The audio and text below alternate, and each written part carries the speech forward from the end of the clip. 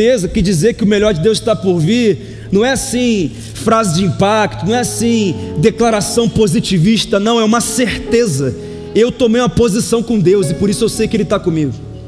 Será que você pode responder sim para essa pergunta? E o que eu te perguntei agora tem a ver com o que nós acabamos de ler no capítulo 4 do primeiro livro de Crônicas, que talvez seja um dos capítulos mais ignorados da Bíblia. Afinal, ele fala de genealogia do início ao fim. E quem nunca pulou a leitura de capítulos que falam de genealogia, né? Eu sou pastor, já fiz isso várias vezes, né? Porque é fulano que gerou ciclano, que gerou beltrano e não sei o que. E você começa a pensar, o que é que Deus vai falar citando tantos nomes? Que sentido há nisso? Por que eu preciso prestar atenção nisso? Mas esse capítulo 4 realmente nos dá uma sequência de nomes. Para ser mais exato, são 44 homens citados nesse capítulo, que representa a lista da descendência de Judá, do povo de Deus, do clã de Judá. Nomes, filhos, descendentes, territórios, cidades, página após página, fala de pessoas que nasceram, geraram filhos e morreram.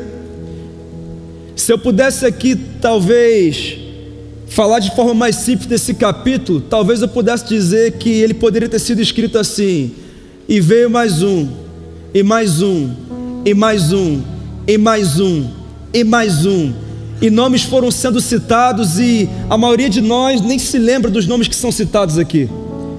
Como é a verdade sobre alguns homens, homens com potencial incrível, homens com algo específico que Deus colocou nas suas vidas, mas que têm vivido como se fossem apenas mais um homem, apenas mais um marido, ou alguém que não casou, apenas mais um que todo dia acorda, come, sai para trabalhar, depois volta, dorme, ou assiste uma televisão e dorme, depois volta de novo e acorda e trabalha e paga a conta e resolve um problema ou outro, ou vários problemas, e vive o mesmo dia várias vezes. Alguns estão vivendo o mesmo ano várias vezes. Homens comuns, homens que simplesmente não se destacam, homens com potencial para viver coisas maiores, mas não estão vivendo. Isso não tem a ver com Deus ter escolhido alguns homens para viver. Isso tem a ver com a nossa decisão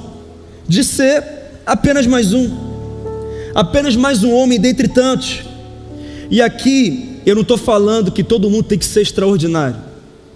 Eu só estou dizendo que tem alguns homens que poderiam viver além e estão aceitando viver aquém. O que eu quero dizer para você, homem, que acompanha essa palavra agora: Deus tem algo maior para você viver que você ainda não está vivendo. Isso não tem a ver com aquela conversa de que Deus tem filhos favoritos, porque a Bíblia garante que em Deus não há parcialidade. Deus não faz acepção de pessoas, o que Ele faz é acepção de atitudes.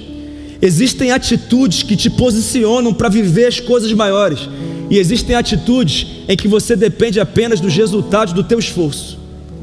E alguns homens não se destacam porque vivem apenas baseado no resultado do seu esforço. E eu sei que você é inteligente, eu sei que você tem boas conexões, eu sei que talvez você tenha até muito dinheiro, eu sei que talvez você tenha até uma intelectualidade muito bem desenvolvida, mas eu quero te dizer que tem coisa que, se Deus não intervir, você não consegue ver mudar. Essa é a verdade para qualquer homem, para qualquer homem. Então fala exatamente disso.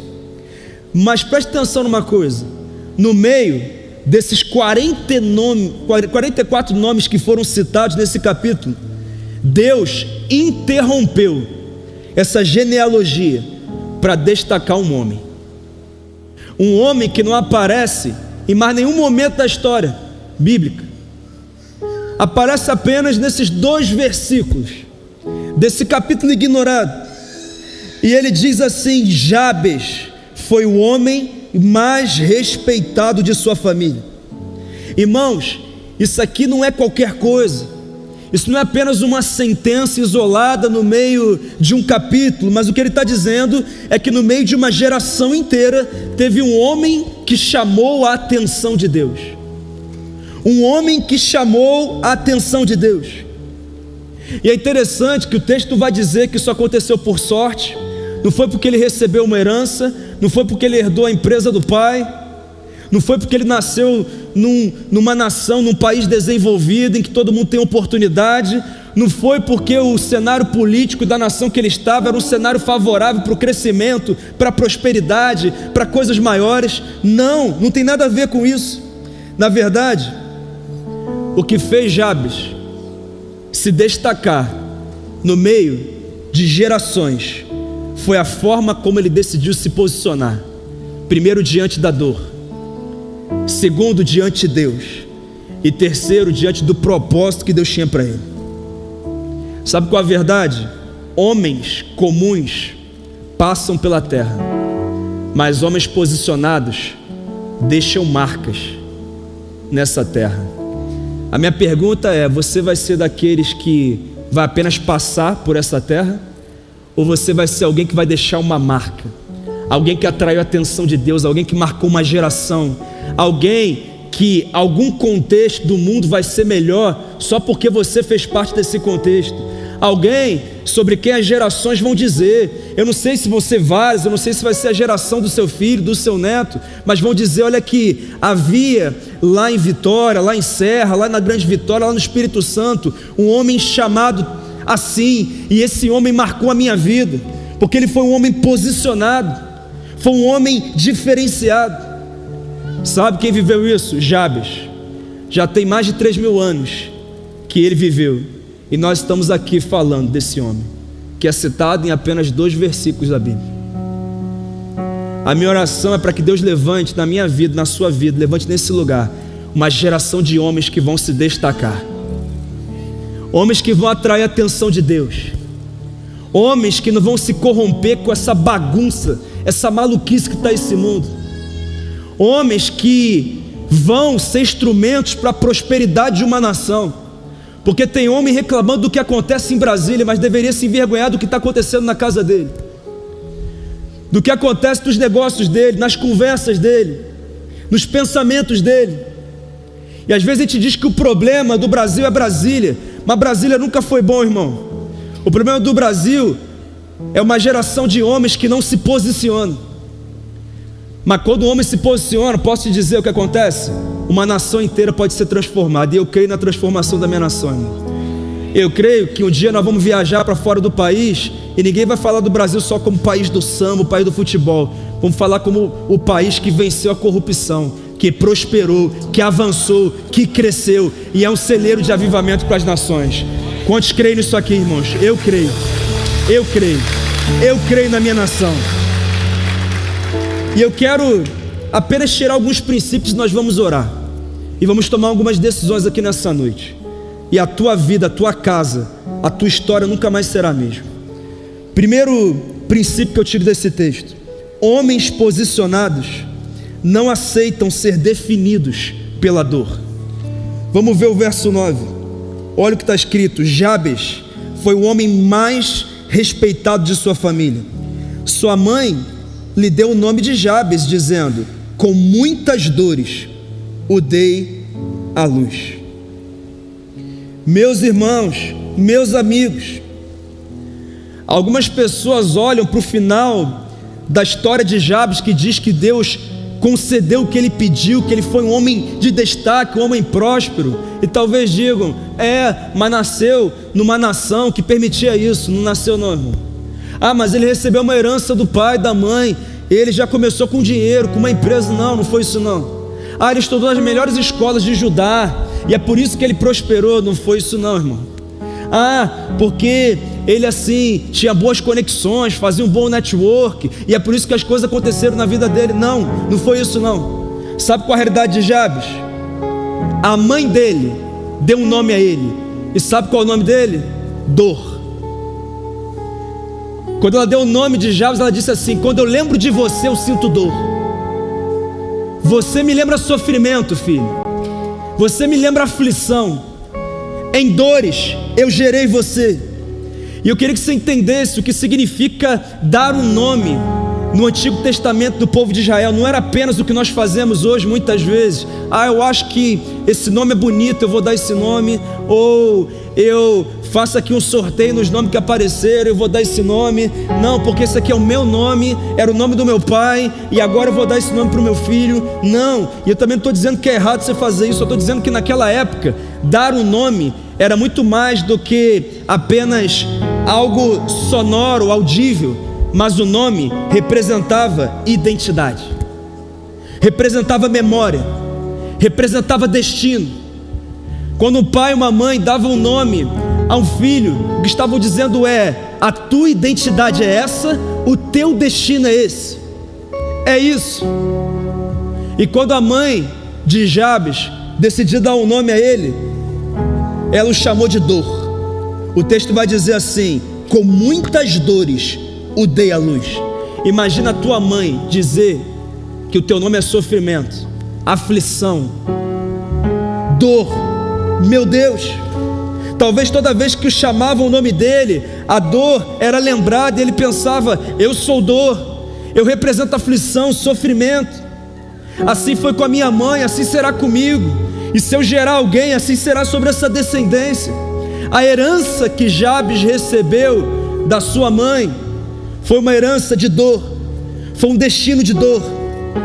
Eu não sei porquê, talvez o parto tenha sido traumático, talvez ele foi gerado numa fase extremamente difícil da sua família, talvez ele nasceu em meio à pobreza, em meio ao sofrimento emocional, eu não sei, talvez tenha sido tudo isso junto. A Bíblia não diz o que era, a Bíblia só diz que o nome dele era dor.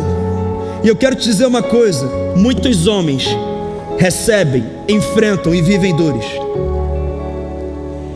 Eu tenho certeza que não tem nenhum homem aqui que não recebeu algumas dores, que não enfrentou dores, que não teve que lidar com sofrimentos, com coisas pesadas na sua vida.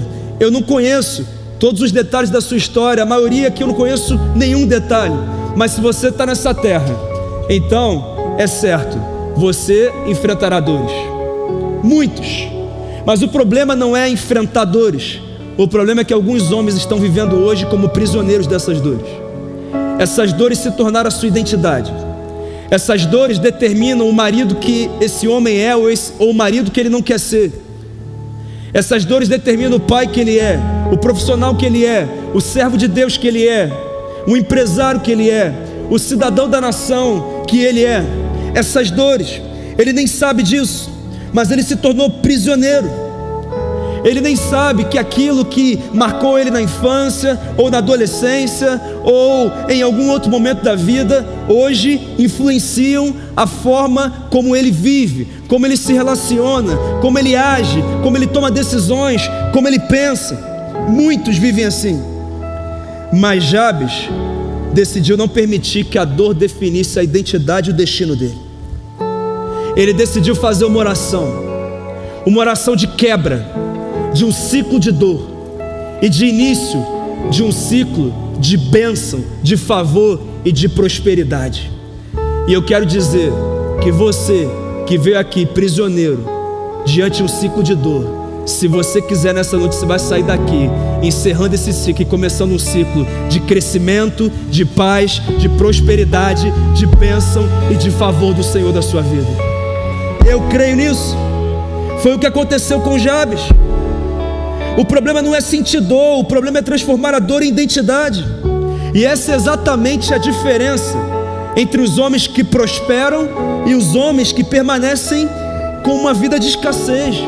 Entenda prosperidade não apenas como dinheiro, mas prosperidade é a ausência de necessidade. Porque tem gente que tem dinheiro de sobra, mas não consegue dormir.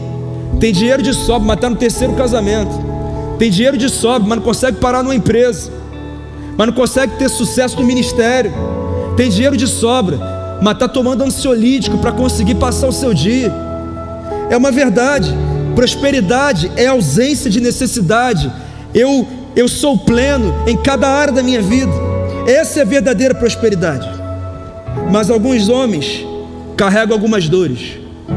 Alguns carregam a dor da rejeição, outros carregam a dor da ausência paterna, outros carregam a dor do abandono, do abuso, outros da humilhação, outros da comparação, porque sempre você foi determinado como alguém que era inferior, talvez a um irmão, talvez a um primo.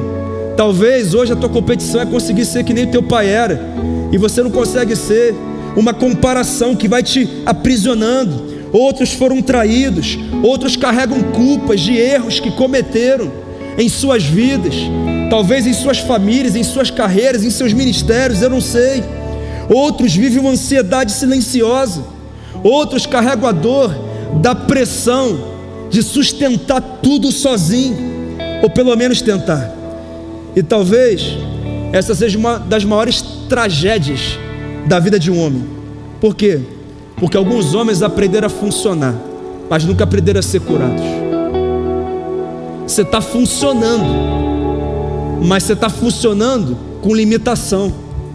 Você é esforçado, você é dedicado, mas tem uma trava. Parece que você está dirigindo um carro com freio de mão puxado, porque você acelera, você se esforça, mas você nunca consegue conquistar aquilo que você tanto quer, e até mesmo aquilo que Deus tanto quer te dar, e você não sabe o que é essa trava. E muitos estão passando por isso. Pastor, por que isso acontece? Porque o homem normalmente não verbaliza a dor, o homem mascara a dor,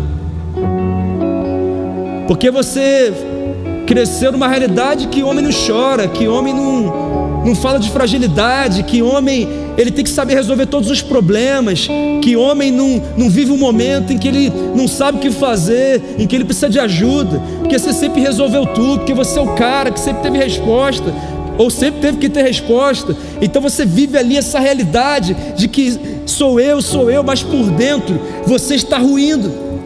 Alguns mascaram a sua dor por trás do trabalho, outros por trás da agressividade, outros por trás da pornografia ou de uma vida sexual desregrada, outros atrás do dinheiro, outros atrás da performance. Eu tenho que ser o melhor, porque assim eu não preciso falar daquilo que está vazando dentro de mim. Se eu for o melhor nisso, se eu for o melhor naquilo, ou se eu for o melhor em tudo, então ninguém vai olhar para aquilo que eu não sou bom, para a minha fragilidade.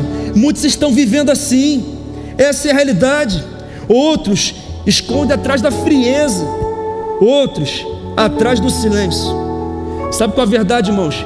Tem homem que não consegue descansar, porque está o tempo inteiro tentando provar valor, porque eu tenho que provar que eu consigo atender as expectativas do meu pai, porque eu tenho que provar que eu sou melhor que o meu irmão, porque eu tenho que provar que aquele primo que sempre disseram que ele ia conseguir, eu não ia conseguir, que eu fui mais longe do que ele.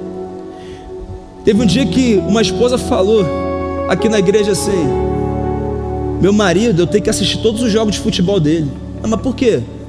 Porque eu tenho que assistir, tenho que ver o lance dele, e depois eu tenho que elogiar, lembrar de cada um. Sabe o que é isso? Eu tenho que provar que eu sou bom, que eu consigo, sabe, que eu sou o cara. Muitos estão se escondendo atrás disso. Quantos? Tem homem que explode facilmente porque carrega anos de feridas internas. Não é que você é um descontrolado, é que você está quebrado por dentro. Mas como você é homem, você não pode reconhecer isso. Você não pode reconhecer. Você não pode. É a pressão que existe.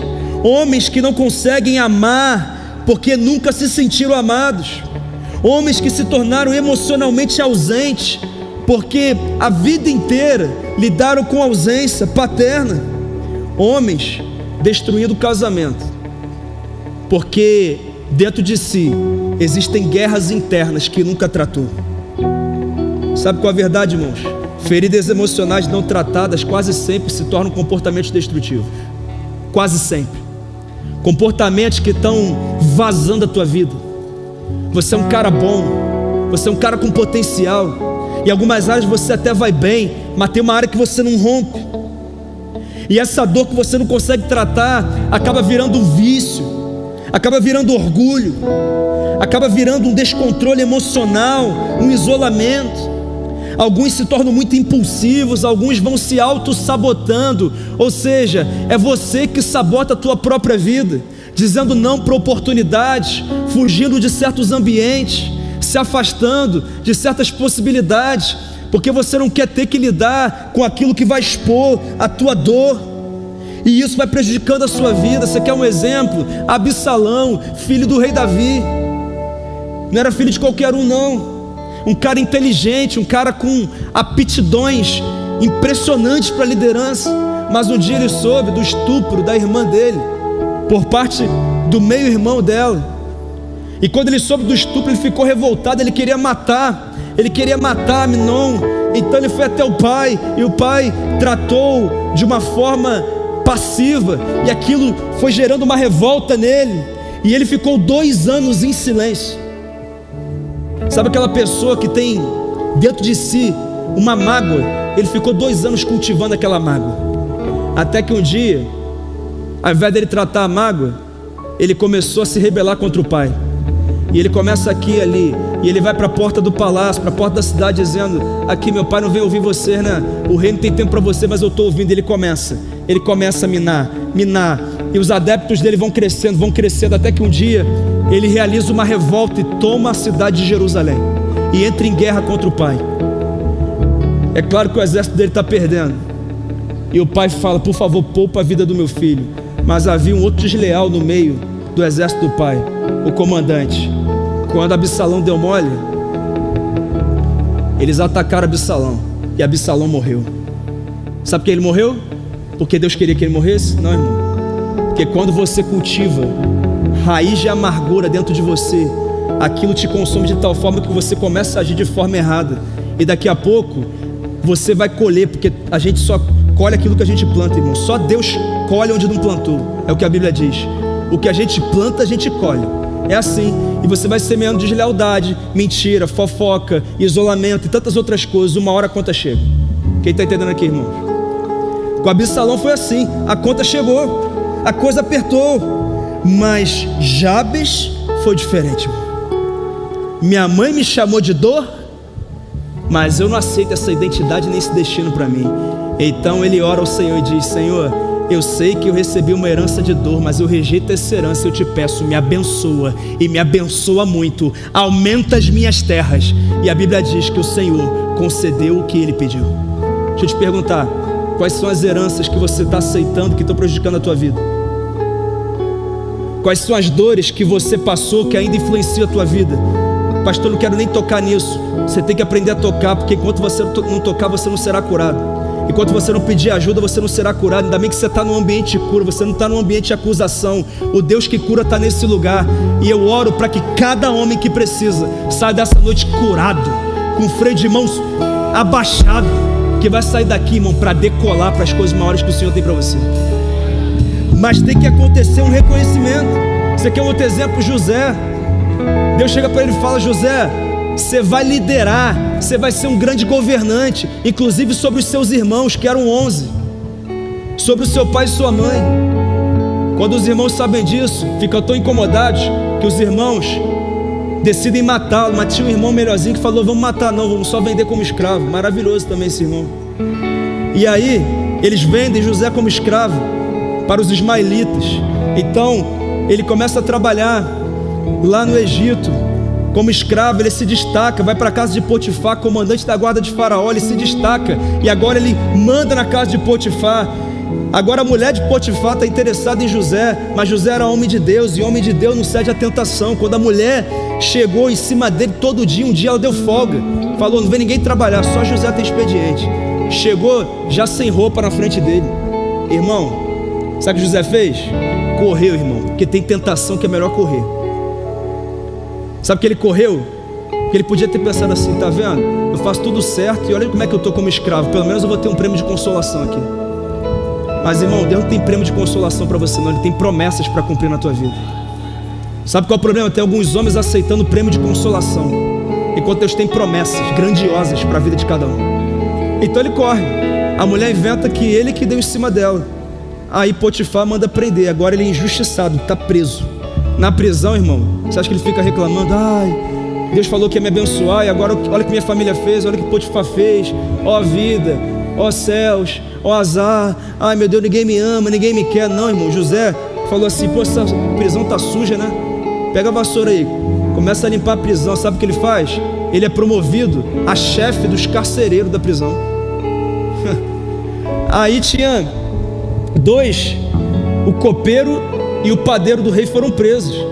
Estavam tristes. Ele falou: o que houve, vocês estão tristes? Aí eles contaram que tiveram um sonho e não sabia interpretar. Ele interpreta o sonho, fala que em 3 dias ele seria restituído ao cargo, o outro em 3 dias seria morto. Aí ele fala para o que seria restituído: aqui, só lembra de mim quando chegar diante do faraó. Aí ele: tá bom. O que ele fez quando chegou diante do faraó? Esqueceu. Meu Deus, eu fui fadado ao fracasso, eu me enganei com Deus. Foi isso que ele fez, irmão? Que é isso que muito homem está fazendo, né? Não, ele ficou quietinho na prisão. 2 anos depois, sabe quem teve o sonho? Faraó. Os sábios do Egito não sabiam interpretar. Aí Deus fez o homem se lembrar e falou: ó, tem um lá na prisão que interpretou meu sonho. Mas deixa eu falar uma coisa: teus amigos podem te esquecer, tua mulher pode te esquecer, teus filhos podem te esquecer, teu pastor pode te esquecer, o chefe da tua empresa pode te esquecer. Mas sabe o que a Bíblia diz sobre Deus? Ainda que uma mãe se esqueça dos filhos aos quais amamenta, o que é algo completamente absurdo, eu, o Senhor, todavia não me esquecerei de ti, diz o Senhor. Deus não se esquece de você, pode ter certeza. Ele apela para o mais alto nível de amor sacrificial, que é o amor de uma mãe. Ele diz: se esse amor falhar, o meu amor não falhará. Tu está na prisão, Deus está vendo, Ele vai lembrar de você. E uma hora a tua sorte muda e o nome dele vai ser glorificado. É assim que Deus age. E sabe que onde José foi colocado? Governador do Egito. Governador. A promessa de Deus se cumpriu 13 anos depois, porque ele lidou com a sua dor. Davi foi a mesma coisa. Pedro também, quando negou Jesus por 3 vezes, ele não ficou ali deixando que a culpa do erro dele definisse a vida dele. Quando Jesus deu uma nova chance para ele, ele disse: ok, já que eu tenho uma nova chance, então agora eu vou fazer do jeito certo. Então ele se torna um dos maiores apóstolos do primeiro século, o apóstolo Pedro. Alguns homens estão aceitando a culpa dos seus erros como a definição do seu fracasso. Deus é um Deus perdoador, e você precisa entender isso, mas você precisa recomeçar. O que eu quero dizer é que homens maduros levam a dor diante de Deus. Homens imaturos permitem que a dor governe a vida deles. E eu quero te fazer uma pergunta: você tem mascarado as suas dores, ou você tem enfrentado e vencido elas diante do Senhor? Eu termino esse ponto dizendo que você não pode escolher tudo o que viveu, mas pode decidir quem se tornará diante de Deus. Ninguém está te chamando a negar a dor, só está te chamando apenas a se recusar a permitir que a dor determine como você irá terminar. A Bíblia diz que sobre tudo que se deve guardar, guarde o seu coração, porque dele depende toda a sua vida. Ah, pastor, achei que era da economia do país, achei que era da minha mulher, eu achei que era do meu chefe, eu achei que era do meu cliente. Não, é do teu coração que depende toda a tua vida. Se o teu coração está governando você, você vai terminar mal. Mas se você deixar que Deus assuma o governo da tua vida, pode ficar tranquilo, o fim das coisas será melhor do que o seu início. É o que a Bíblia garante, pode ter certeza disso. Eu também aprendo nesse texto que homens posicionados pensam grande, mas dependem de Deus. Olha o que diz o verso 10. Olha a oração do homem. Jabes orou ao Deus de Israel: ah, abençoa-me. Em outras versões: ó, que o Senhor me abençoe muito e aumenta as minhas terras, que a tua mão esteja comigo, guardando-me de males e livrando-me de dores. Meus irmãos, que oração é essa, hein? Pensa num cara que o nome era dor. Olha a oração do cara: Senhor, eu queria a tua bênção, mas não é só a tua bênção, eu queria que o Senhor me abençoasse muito e que o Senhor aumentasse as minhas terras. No Antigo Testamento, terra era prosperidade. Então o que ele estava dizendo era: eu quero prosperar, eu quero que o Senhor alargue o meu território de alcance, de domínio, de influência. Aumenta as minhas terras, guarda-me do mal, livra-me dos males, que a tua mão esteja comigo. Meus irmãos, apesar dele ter nascido marcado pela dor, ele se recusou a pensar pequeno. Ele não aceitou viver limitado pela história que a mãe dele transferiu para ele. E eu quero te dizer que um dos maiores perigos da dor não é apenas as nossas emoções, mas o problema é que dores não tratadas reduzem a nossa visão. Alguns homens estão aceitando uma vida menor porque estão influenciados pelas dores. A sua visão está reduzida.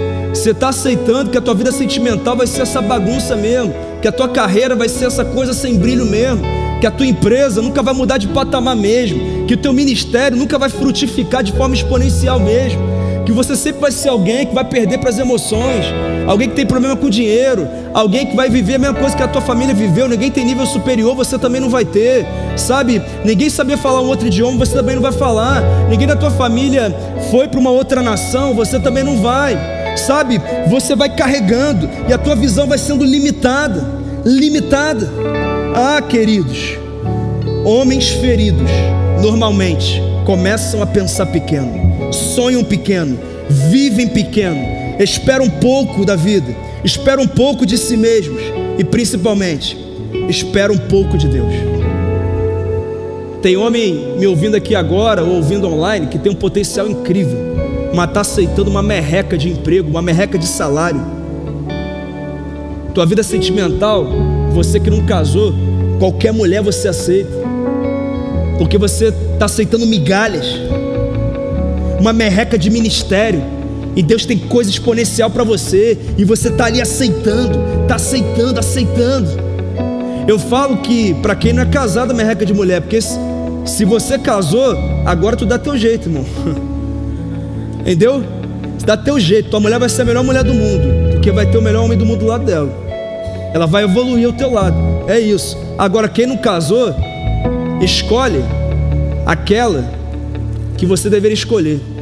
Não aceita qualquer proposta, não. Tome muito cuidado com os seus critérios. Mas Jabes nos ensina algo poderoso. Homens de Deus não foram chamados apenas para sobreviver, foram chamados para conquistar, para crescer, para frutificar. Quem disse isso foi Deus, porque quando cria o homem ele diz: você vai governar o jardim, você vai dar nome aos animais, você vai controlar, você vai conduzir, você vai governar. Homem não tem chamado de pequenez, tem chamado de grandeza. Foi Deus que deu coisas maiores. Ah, pastor, mas eu nasci em tal lugar, mas não sei o que, irmão. Eu não sei onde foi, eu sei que o Deus que te criou está dizendo: eu tenho algo maior para você. Mas se você não tiver uma visão maior do que é que você tem hoje, você vai aceitar qualquer coisa. Qualquer coisa tá bom para quem não tem uma visão. Deus quer te dar uma visão, Ele quer ampliar a tua visão. Aumenta as minhas tendas. Você pode fazer essa oração: Senhor, aumenta as minhas tendas, aumenta as minhas terras, alarga o meu território, em nome de Jesus. Território é sobre expansão de propósito, influência, legado, capacidade, maturidade. E toma cuidado com essa falsa espiritualidade que demoniza o crescimento, que fala: não, porque você quer crescer, isso é vaidade. Vaidade? Deus colocou um potencial incrível em você para ficar guardado aí? Não, irmão. Deus te deu talentos, capacidade, inteligência, energia, um histórico, conexões. Você tem que usar isso da melhor forma possível. Deus tem algo maior para mim, para você, para cada um de nós. Na Bíblia, homens de Deus construíram, lideraram, influenciaram, expandiram. José, com 30 anos, governador do Egito.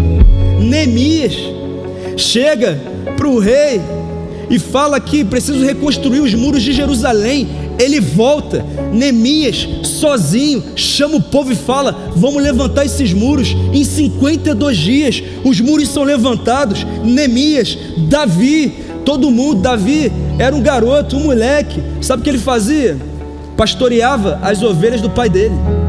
Quando Samuel, o profeta, chegou na casa do pai para ungir o novo rei de Israel, ele pensou em todos os irmãos de Davi, só não pensou em Davi. Nem o pai pensou nele. Sabe o que é isso? Foi o primeiro filho, Eliabe, irmão, atlético, marombeiro, o cara. Não é esse não, Deus falou que não é esse não. Aí veio o segundo, Deus falou que não é esse não. Terceiro, quarto, quinto, sexto, sétimo, não é esse não. E o pai não falou nada, que tinha mais um. Aí o profeta teve que perguntar: aqui não tem mais nenhum não? Aí ele, tem aquele lá que cuida das minhas ovelhas lá. O pai não reconhecia o chamado e o potencial do filho. Mas deixa eu falar uma coisa: mesmo que o teu pai não tenha reconhecido, pode ter certeza que Deus reconhece. Ele não é só o pai, ele é o Abba Pai. Ele é o paizinho, ele é aquele que te pega no colo e diz: filho, eu vou te carregar porque eu tenho algo maior para você. Esse é o Deus Todo-Poderoso. Não é esse Deus revoltado que quer mandar todo mundo para o inferno, não, irmão.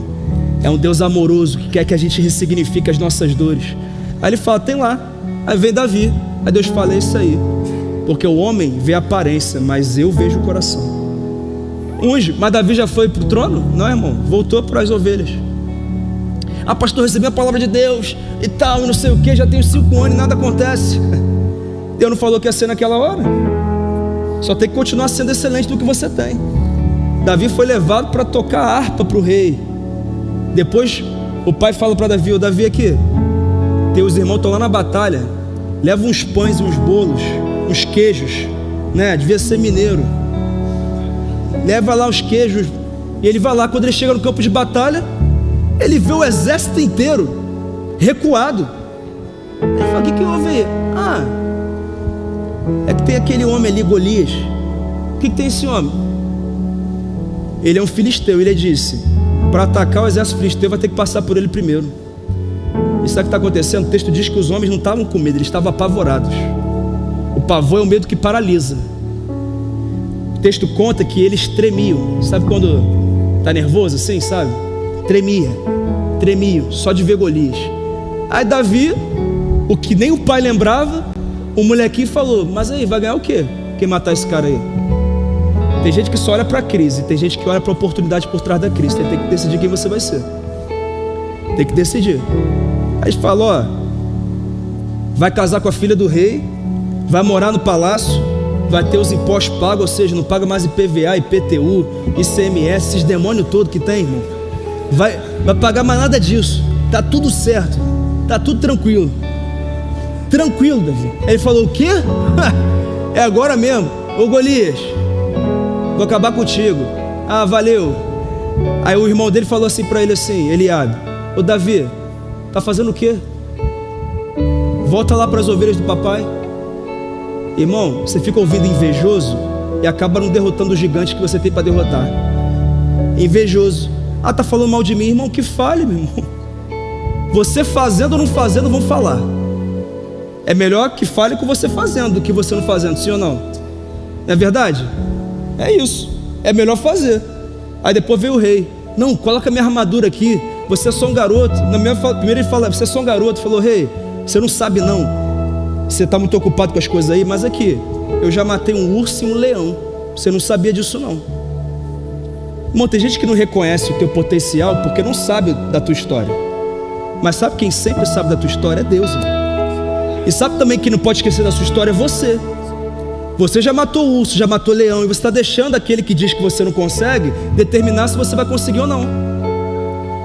Tem que acabar com isso. Deixa falar o que quiser falar, você segue. Aí ele bota a armadura, aí Davi pequenininho: pô, eu visto o P, pô, tu é GG, pô. Dá não. Então eu vou assim. Aí vai para Golias, Golias fala: pô, é sério mesmo? Aqui, eu vou te matar, eu vou dar tua carne para os cães.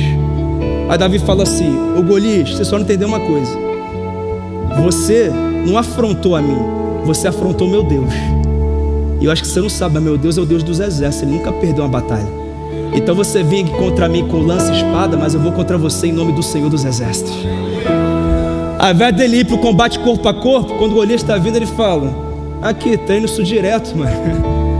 Pega a tiradeira, pedrinha, vum, na testa na hora. Golias cai. E o exército fica assim: que isso?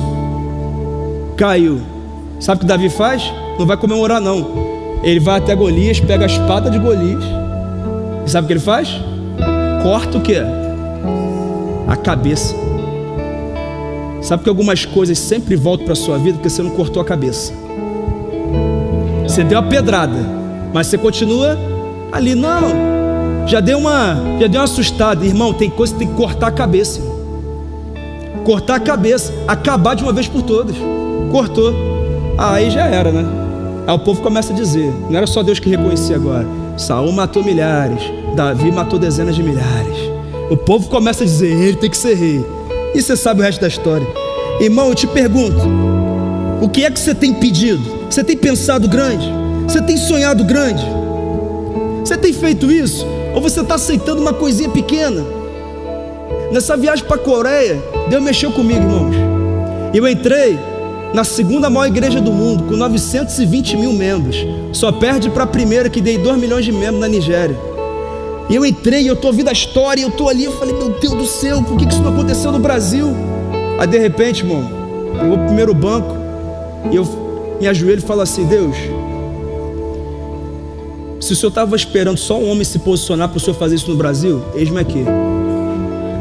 Eu estou à disposição. Eu nem sei o que essa oração vai me custar, mas eu estou à disposição.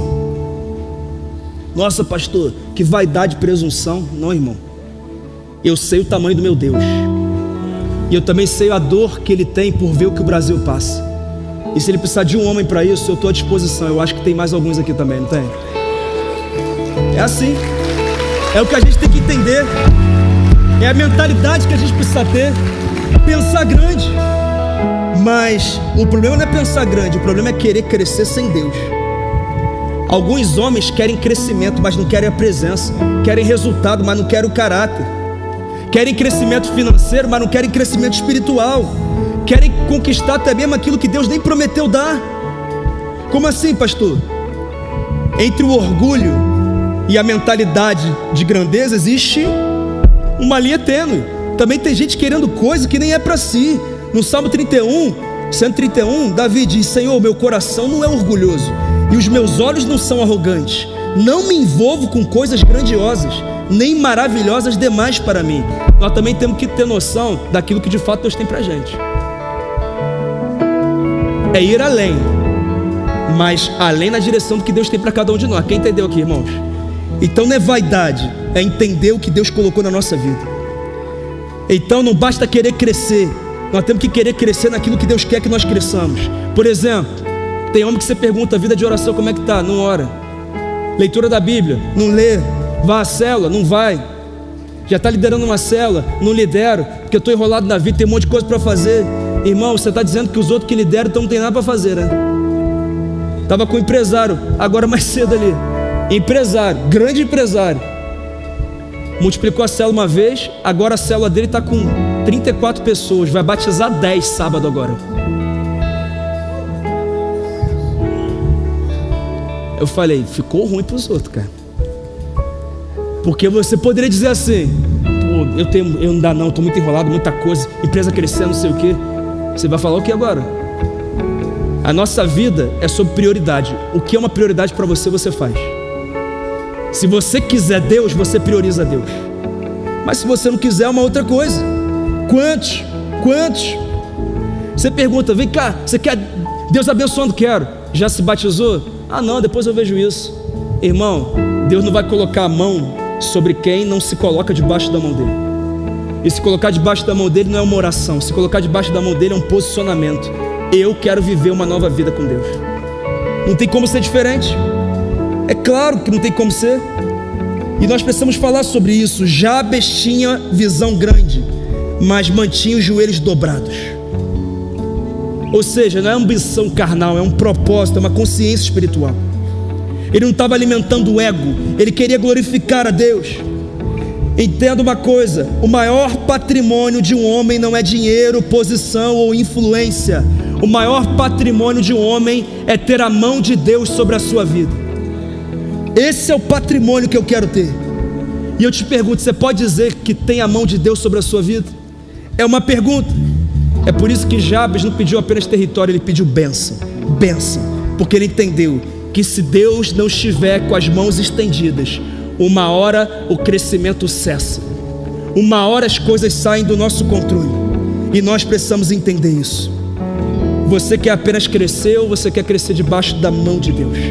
Mas em último lugar, eu aprendo nesse texto que homens posicionados entendem a necessidade de vigilância espiritual. O verso 10 diz assim: abençoa-me e aumenta as minhas terras, que a tua mão esteja comigo, guardando-me de males e livrando-me de dores. E Deus atendeu o seu pedido. Agora Jabes fala: eu quero crescimento, mas se eu crescer eu vou precisar de proteção. Porque você começa a fazer algo grande, você começa a ser atacado ao mesmo tempo, sim ou não? Você nunca viu alguém que não fez nada relevante sendo atacado. E você também nunca vê alguém que faz coisa relevante atacando os outros, né? Porque está ocupado o quê? Sendo relevante. Mas o medíocre, ele sempre está incomodado com a relevância daquele que busca a relevância. É sempre a realidade. Então ele fala: minhas terras vão crescer, meu território vai crescer, eu tenho que me proteger. Deus, eu preciso da tua proteção, porque eu posso ter segurança, eu posso ter guardas, eu posso ter um exército, mas se o Senhor não estiver guardando a minha fazenda, o meu território, a minha vida, em vão será levantar segurança, guarda, vigia e tudo mais. Ele entendeu. Deixa eu te falar uma coisa: tem situação que nós precisamos da proteção de Deus, irmão. Falei outro dia, né, aqui na igreja, que eu saí de casa, irmão, eu nunca vi tanto trabalho assim na minha frente, assim, na frente do meu prédio, assim, um monte de coisa. Um monte de coisa. O que você fez, pastor? Eu orei, falei: Senhor, eu já sei que eu sou blindado, mas para garantir eu vou fazer umas orações aqui. Ah, bom, a tua palavra diz que aquele que é de Deus o maligno não toca, que maior é o que está em nós do que aquele que está no mundo, que nenhuma arma forjada contra nós prosperará, que aquele que habita no esconderijo do Altíssimo, a sombra do Onipotente descansará.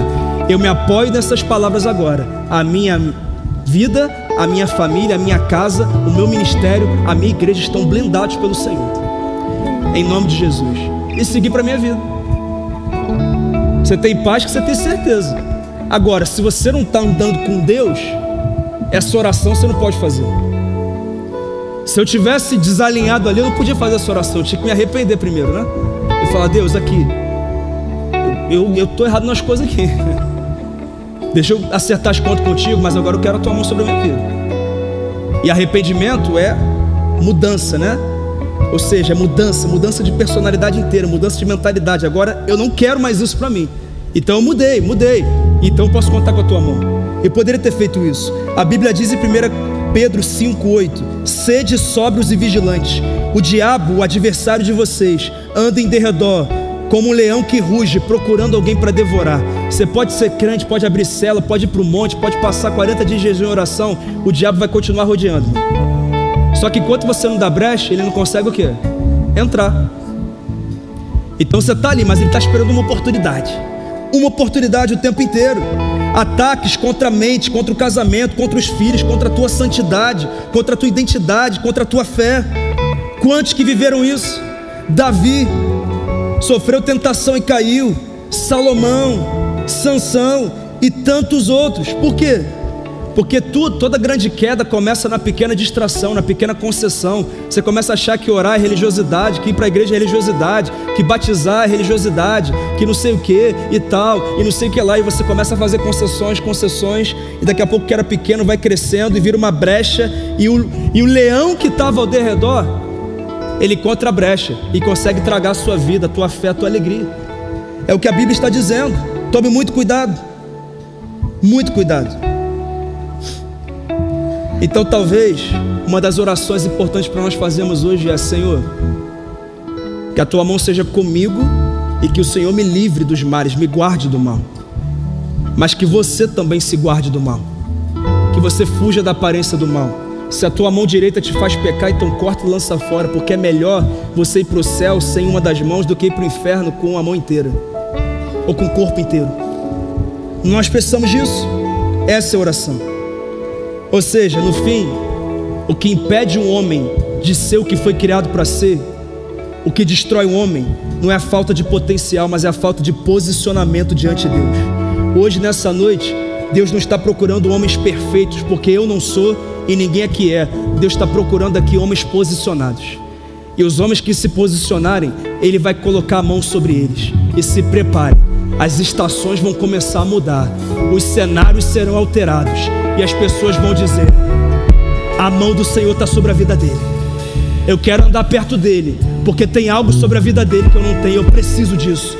Tua mulher não vai te reconhecer, teus filhos não vão te reconhecer, irmão, ninguém vai te reconhecer. Você vai dizer: não sou eu não, é o Deus com quem eu assumi uma posição. É isso que faz a diferença. Qual foi o fim disso? O fim está no final do verso 10, que diz assim: e Deus atendeu o seu pedido. Quem aqui quer ouvir esse texto sobre a sua vida? E Deus atendeu o seu pedido. O seu pedido. E Deus atendeu o seu pedido, o seu, o meu, o seu. Para isso, você não pode deixar as dores definirem a sua vida. Você precisa entender claramente que é necessário pensar grande, mas pensar grande dependendo de Deus. E por último, você tem que se manter constantemente em vigilância espiritual, porque quanto mais você sobe, maior é a queda. E a tua vida não vai ser marcada pelas quedas não, vai ser marcada pelas conquistas, para a honra e para a glória do Senhor. Amém? Deus está levantando nessa noite aqui uma geração de Jabes. São os novos Jabes agora, homens posicionados, homens que enfrentam as dores, vencem as dores, homens de verdade, homens posicionados diante do Senhor, homens que vão marcar gerações. Um dia alguém vai falar daquilo que aprendeu com você, porque você vai marcar a vida dessa pessoa. Eu oro por isso na sua vida e por isso na minha vida. Então, para isso, eu quero fazer 2 apelos e nós vamos encerrar esse culto. Inclusive tem churrasco lá fora ainda, e tem jogo do Flusão também, né? Hoje vai, né? Hoje vai, varão, hoje vai. Tem que ir, né? Senão fica aturando depois. Tem que ir. Misericórdia. Queria que você fechasse seus olhos, por favor. Baixasse sua cabeça, se não for incômodo para você. A primeira oração é para você que sabe que não está posicionado com Deus. Eu não estou perguntando se você é religioso.